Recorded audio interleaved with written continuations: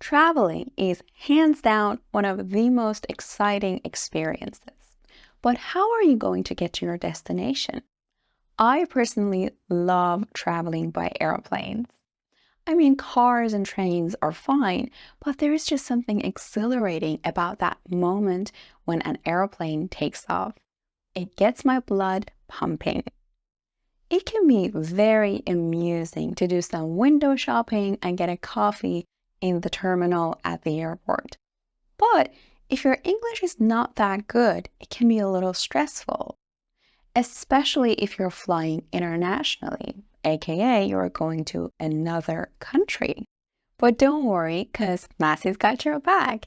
In today's video, we are going to learn some words and phrases that you can use at the airport, and they're going to help your journey become more smooth and stress-free.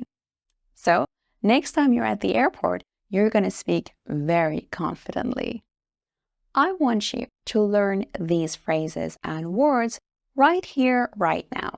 I will repeat them a lot, and I want you to repeat them after me out loud. I will not give you a PDF because, let's be honest, you probably already have a lot of those or a lot of books, but you don't find the time to study them.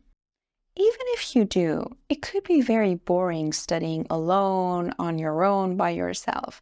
That's why we're here, right? To study together. So we will learn the pronunciation, the meaning, and everything else together right here, right now. We're going to learn by repeating out loud and giving real life examples so that next time you're at the airport, instead of panicking when you want to say something, you think, oh, I have already practiced that with Massey. So you remember it, you say it, you feel great and proud of yourself. If at the end of this video, you're like, I don't think I will remember all of that, just watch this video or any other video on my channel one more time or many more times at your lunch break or when you're sipping coffee or whenever you have some time until you know everything by heart.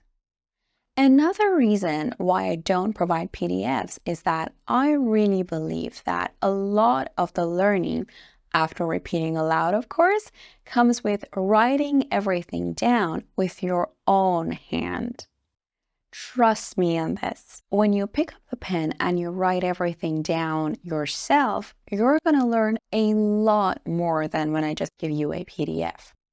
Typing works as well. So without further ado, let's get started. The first thing you need to do at the airport is to find the check-in counter for your airline. Check-in counter.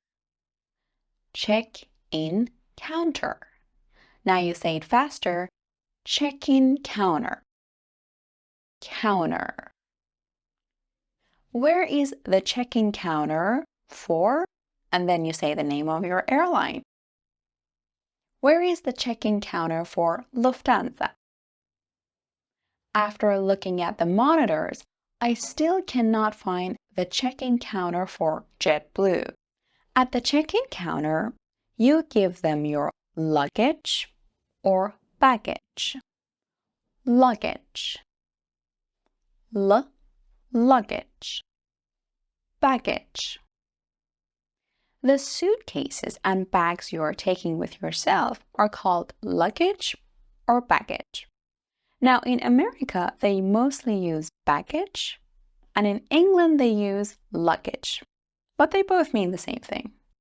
She was relieved to see her baggage on the conveyor belt. Conveyor belt. Not conveyor. Conveyor belt. This airline allows 2 pieces of luggage for free.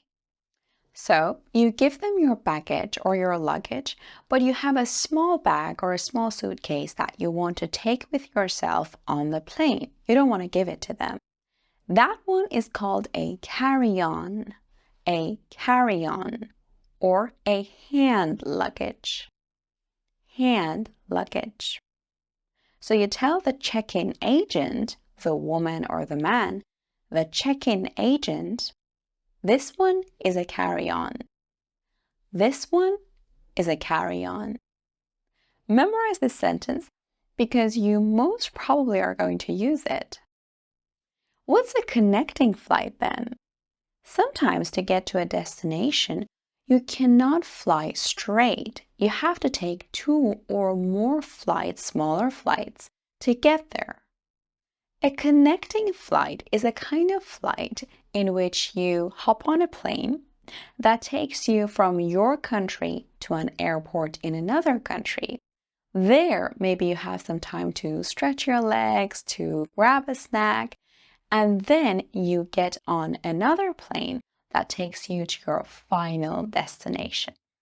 For example, passengers with a connecting flight should head towards gate 22. If you want to save money, you can book a connecting flight. This time that you have to relax or explore before you get on your next flight is called a layover. A layover. A layover. During this time, you can grab a snack, go to the bathroom, or even check out some shops, which is super fun. But most of the time, the stuff there are overpriced, right? Layovers could be for a short time, for hours, or even overnight, depending on your flight schedule.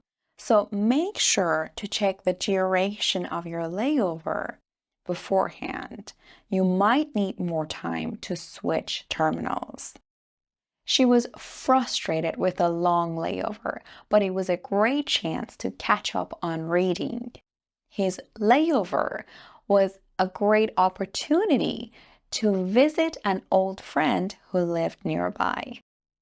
The opposite of a connecting flight is a non-stop flight or a direct flight. There is no layover here. You go on one plane straight from point A to point B. A non-stop flight. Direct flight. Very good. I booked a non-stop flight to New Delhi. The direct flight to Los Angeles leaves at 5. Let's do a quick recap, shall we? Repeat after me. Check-in counter. Where is the check-in counter for Lufthansa? The bags and suitcases you have are called baggage or luggage. The small one that you take with yourself on the plane is called a carry-on or a hand luggage. The check-in agent. When you have to get on 2 or more airplanes, it is called a connecting flight. The opposite of a connecting flight is a non-stop flight or a direct flight. The time that you spend between flights is called a layover. A layover. To stretch your legs. Stretch. It means to walk a bit or get some fresh air after sitting for too long. To grab a snack. Grab means to get. To get a snack or to grab a snack. So you have checked in at your airline's check-in counter, or you may have used a self-service check-in. A self-service check-in. You're done with the security screening. Security screening. And now it's time to board. Board. When you get on a plane, a train, or a ship, you are boarding. If you're not sure you're waiting in the right line at the right gate for your flight, you can ask the person in front of you, "Excuse me, is this the right line for boarding flight ABC 123? When at the airport, you hear a lot of announcements. Attention, ladies and Announcements. gentlemen. Flight not a, nouns, ments. Announcements. Announcements are very important, informative, and necessary, so you don't want to miss your flight. Miss your flight. You want to catch your flight. To catch your flight on time. To miss your flight. To miss your flight. I missed my flight. To catch your flight. To catch your flight. I have a flight to catch. I have a flight to catch. You're at the airport and you're talking to your friend. You're in the middle of a conversation. Then suddenly there is an announcement. You stop talking and you listen very carefully. She says something like, "Attention, ladies and gentlemen, flight ABC123 to New York City is now boarding at gate 5. This is your flight, so you grab your carry-ons and head towards gate 5 excitedly. You will also hear this word a lot. Departure. Departure. Par-chur. Not chur. Departure. It basically means when a vehicle, a plane, a train leaves the station or the terminal.